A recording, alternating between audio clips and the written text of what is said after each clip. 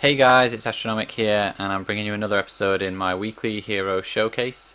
The first thing I actually need to announce is I'm sorry guys that this is a late video. I know normally I'd release this yesterday, but I have been really not well all weekend. I've come down with the flu. I am at the back end of it now, I am recovering, but yeah, that's just why it's come a little bit late. But I decided I needed to get it out before the end, because I did promise you guys that it'd be out yesterday, so I've just got around to doing it this evening. So now that's out of the way, you heard last week that I was going to be talking about Magnus this week. So yeah, let's just jump straight into Magnus and how he works.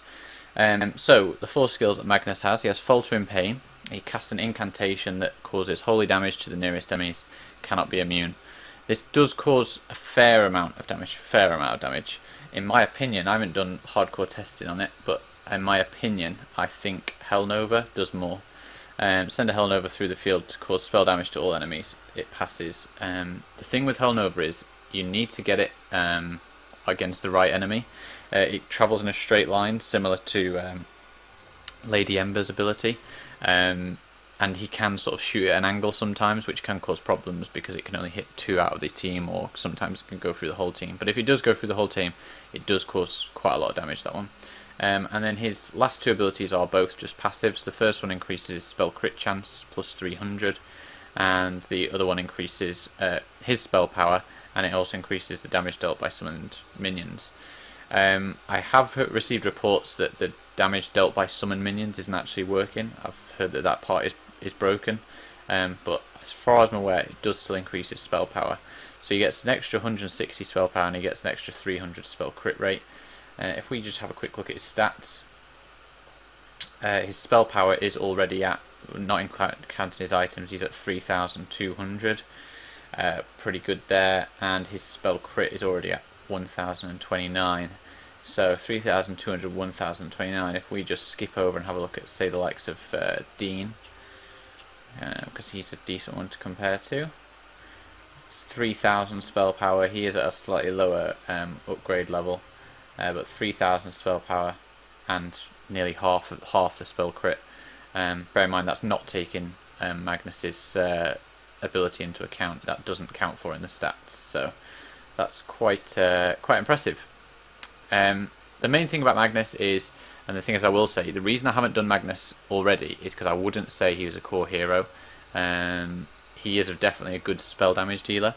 If you've been watching my latest series, my Team Talk series, then a lot of the stuff I'm going to talk about Magnus today is going to make sense to you. If not, I would really recommend that you go and view that first, because from now on I am kind of going to be doing my hero series assuming that you're watching my Team Talk series as well, and I'm going to be using a lot of terminology and referring to things in those videos. So if you've not already seen them, I would recommend going and view those. The thing I'm going to talk about Magnus is that he is definitely a bench hero. He's not a mainstay. He will not be in every single lineup. He is good as a spell damage dealer. He really benefits if you can get him into a partnership with Dean because of Dean's spell damage buffing. But yeah, he's never going to be your main damage dealer. In the early game, mid game, he carried me through. He was my main damage dealer for a long time. He basically replaced Ember right at the start, and I got him all the way through. But as you get towards late game, you do realise that in this current meta game, it's the physical damage that are kind of ruling supreme at the moment. So he falls behind there, unfortunately. To give you an idea where you can see my stats, you can see he's at Legendary +2. I'm missing quite a lot of gear from him at the moment. He is at 4 stars, quite a long way to go through to 5. I've stopped getting his spirits, to be honest, for now, and I haven't upgraded his special items. So that's Magnus. I think best thing is if we jump into some testing. What I'm going to do today, guys, is because I've just tried to run through this quite quickly, I'm going to do a campaign run, and then I'm also going to do one of my guild boss fights, so you can see that as well. Okay, so you guys know how this works. I need to work out who I'm going to be jointly farming for today. I think I'm going to go for Harvester for Alexis. How hardcore do we want to take this? Let's go for it. Let's go crazy.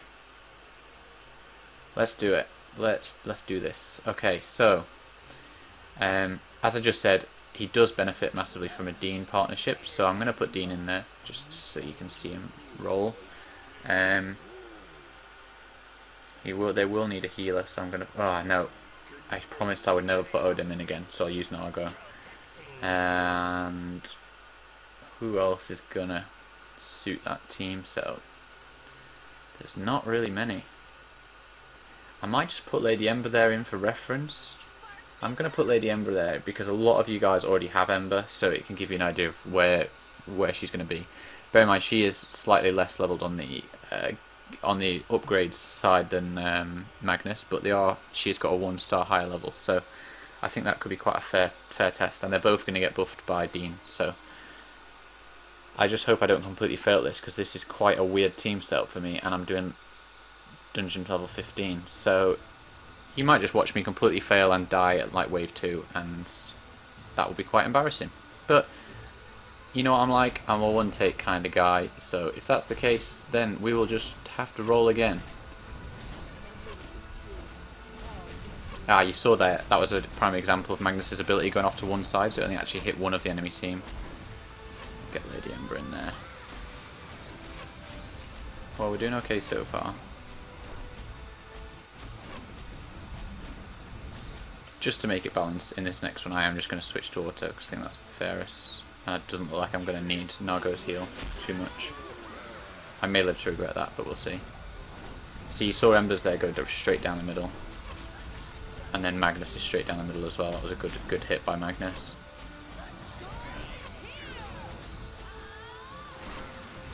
Yeah, I think we'll be okay with this.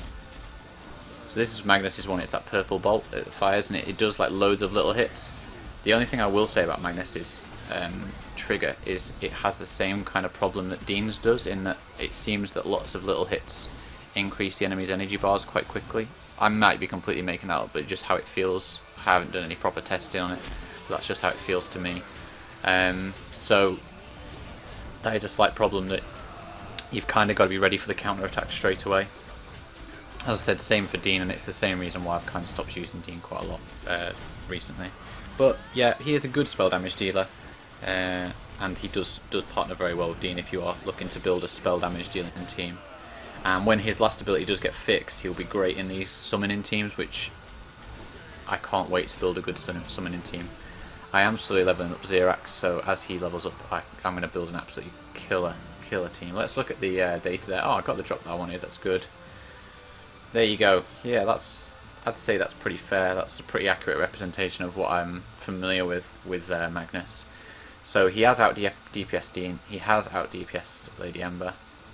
200,000, so you know he's dealing a large portion of the damage there. He's dealing what? It's about 30% of the team damage, 30-40% I think. My maths isn't the best, but I'm happy with that. Yeah, I'm happy with that. So that gives you an idea anyway. In fact, no, what am I talking about? It's quite a bit more than that, isn't it? 3, 4. Oh no, that's about right. Yeah, 30%. We'll say 30%. 30, around 33% is what he's dealing. So pretty good. And right, let's jump straight over because I don't want to make this video too long. I'm going to jump straight over to the guild boss fight where you can see him in action there. I'm not going to use Ember because, let's be honest, there's a reason I don't use her now in late game, and that's because her DPS isn't the best.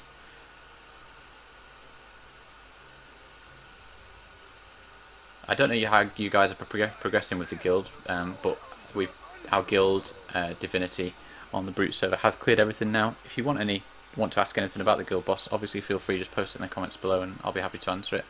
The late game stuff is really difficult though, really difficult, and that's even like at level 80.